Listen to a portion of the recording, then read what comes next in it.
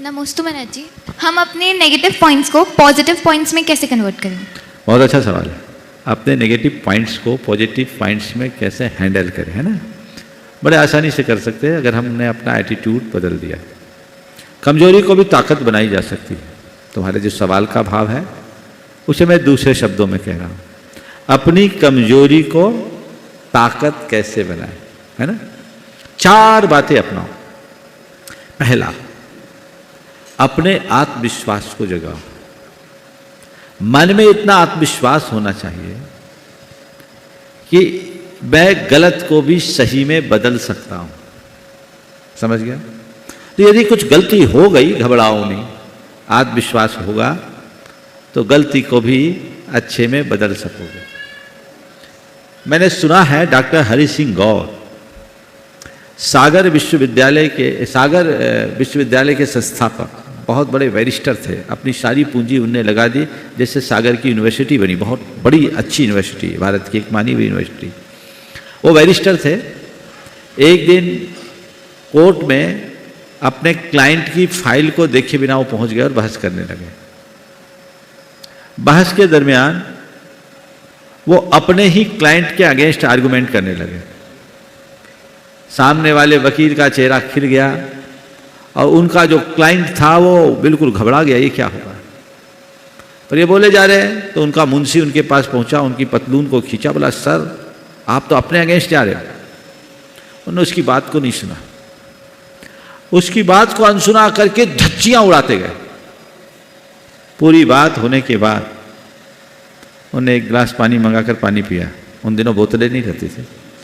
पानी पिया और पानी पीने के बाद कहा, योर ऑनर, अभी तक मैंने जितनी बातें कही ये सब मेरा प्रतिपक्षी वकील कहेगा, अब मैं एक एक करके इनका खंडन करता हूं। उन्होंने खंडन किया और केस जीत गया। ये आत्मविश्वास बहुत बड़ी ताकत है।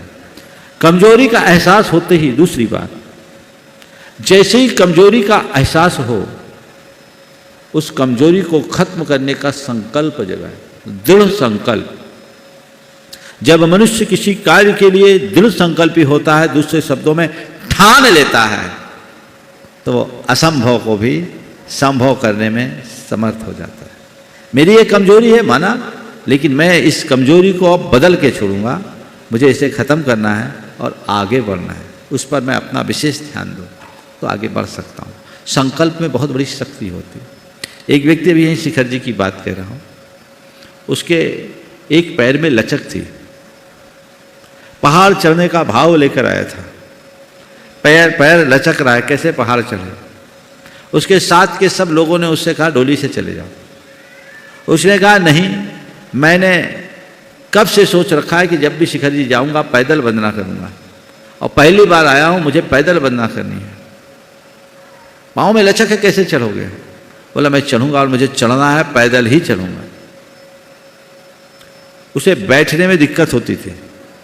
वो चढ़ना शुरू किया, चलने में भी लचक थी, चढ़ना शुरू किया, चढ़ता गया।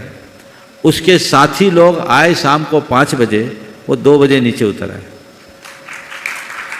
2 बजे नीचे उतर आया। हमने पूछा है कैसे हो गया? बोले महाराज आपसे आशीर्वाद लेकर गया था कि मुझे पैदल वंदना करनी, पैदल करूं, और महाराज मेरी पाँव की लचक ही मेरी ताकत बन गई। ये लोग तो बैठते बैठते आए, मुझसे बैठते मन नहीं रहा था, तो मैंने कहा चलो। बैठते बन नहीं रहा था तो अब चलो। कमजोरी भी ताकत बन जाती है और जल्दी आ जाते हैं। संकल्प में एक बहुत बड़ी शक्ति होती है। तीसरी बात, व्यक्ति को हमेशा अपने मन में सकारात्मक प्रेरणा जगानी चाहिए।